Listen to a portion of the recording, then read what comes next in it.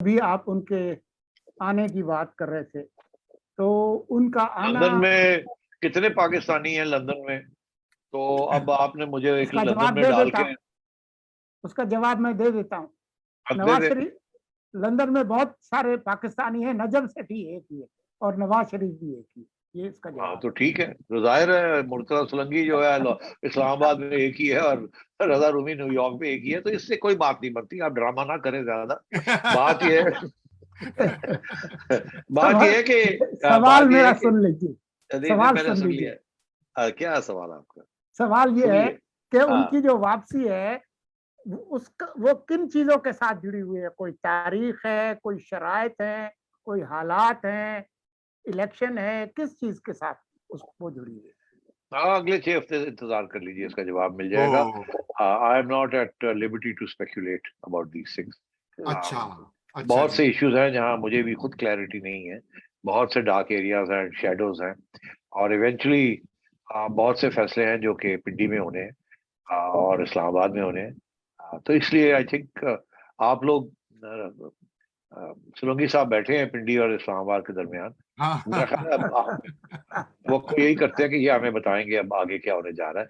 हमने जी। तो जब तक हमने तो कहना था कि वो सूटकेस पैक करके बैठे थे, और तुसी लोग कुछ करो तो फिर वो वापस आना। अच्छा, मैं आपको सेठी साहब, फाइनली जाते जाते वक्त खत्म हो गया, लेकिन मुझे एक बहुत अहम टॉपिक याद आया। आपको पता है आज बाकायदा आईएसपीआर ने एक हाँ। प्रेस रिलीज जारी की। उन्होंने कहा कि सोशल मीडिया कैंपेन, एक अनफॉर्चुनेट जो कि आपको पता है कि हेलीकॉप्टर आर्मी का क्रैश हुआ अगस्त 1 को।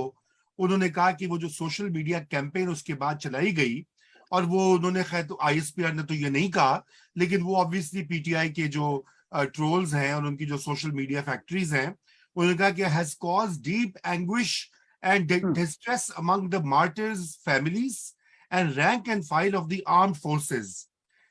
तमाम कौम जो है वो पीछे खड़ी हुई थी सिदारे के इस मुश्किल वक्त में, लेकिन बेहिस लोगों ने और क्वार्टर्स ने डेरोगेटरी रिमार्क्स और हर्टफुल कमेंट्स दिए सोशल मीडिया पे, which is unacceptable and highly condemnable.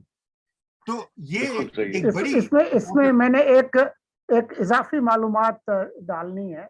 वो ये है कि डीजीआईएसपीआर ने एक चैनल पर से, उसमें उनसे सवाल पूछा गया कि हमारी मालूमात ये हैं कि सदर ममलकत आरिफ अलवी साहब वो जाना चाहते थे शोदा के जनाजे वगैरह में, और उनको इजाजत नहीं दी गई कि वहां पर लोग जो है इन्हीं कैंपेन्स की वजह से बहुत गुस्से में हैं।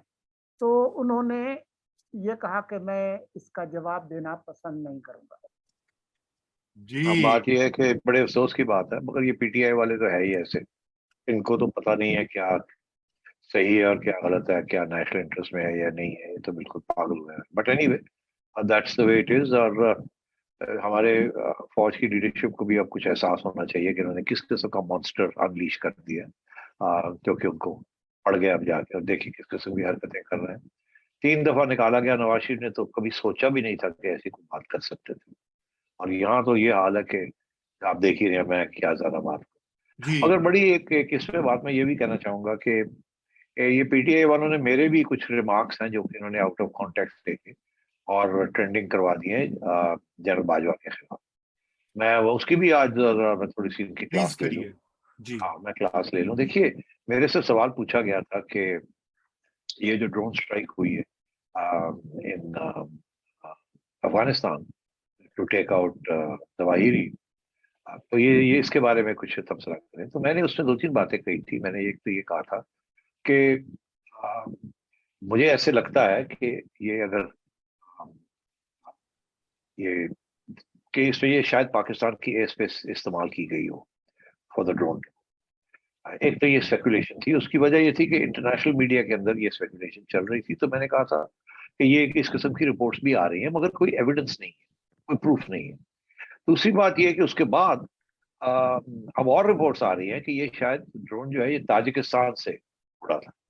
और अगर ऐसी बात है कि ताजिकिस्तान से उड़ा था, तो फिर जाहिर है इसमें कोई पाकिस्तान का तो हाथ नहीं है। क्योंकि अगर ये इंफॉर्मेशन किसी के पास थी कि जवाहिरी कहाँ है, तो वो तो अफगान तालिबान के पास, उनके पास होगी। पाकिस्तान के पास तो ऐसी इंफॉर्मेशन थी नहीं, तो और अमेरिकन इंटेलिजेंस ने ये इकट्ठी की होगी।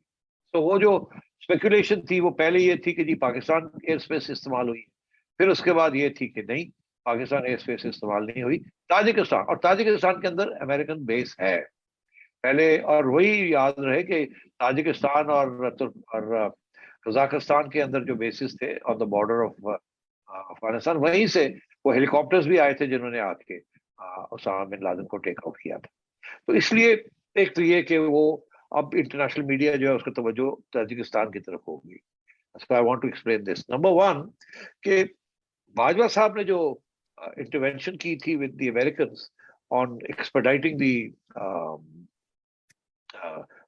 IMF प्रोग्राम, मुझे तो बड़े लोगों ने ये कहा कि IMF वाले तो ये पसंद नहीं करेंगे कि जी उनके लिए कोई सिफारिश हो फ्रॉम द स्टेट डिपार्टमेंट, क्योंकि इट्स एन इंटरनेशनल ऑर्गेनाइजेशन जिसके अंदर सिर्फ अमेरिकन इन्फ्लुएंस, उनका तो 17, 18, 19% स्टेक है उसके अंदर।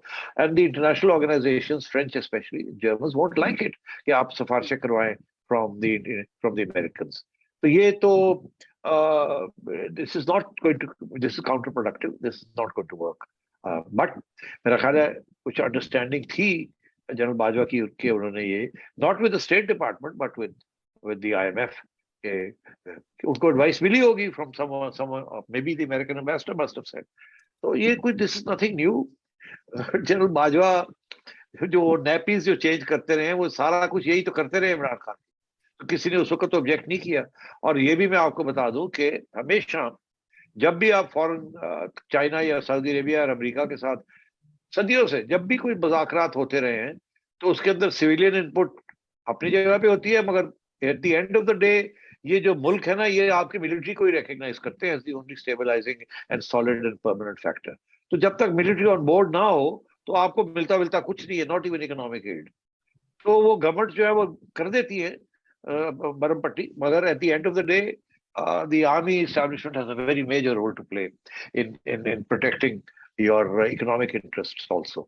तो मैं ये समझता हूँ कि शहबाज शरीफ साहब ने इसीलिए कहा होगा कि भाई हाँ, मिफ्ता इस्माइल ने और हमने बैठ के वो नेसेसरी कंडीशंस बना दी हैं, हमने वो सारे इकदाम करने थे जो कर दिए, अब IMF is okay, but speed up के लिए थोड़ा सा आप वजन डाल दें। इसीलिए अब वो मैंने सुना है कि वो अब कुवैत वगैरह इधर उधर भी फोन कर रहे हैं अपने good offices, because military establishment के परमानेंट इंटरेस्ट हैं with the permanent establishments of these countries. तो मतलब है कि state department is a permanent establishment और मोनार्कीज आर परमानेंट एस्टेब्लिशमेंट्स, और जहां से ये नेगोशिएशन करनी है एंड सो ऑन।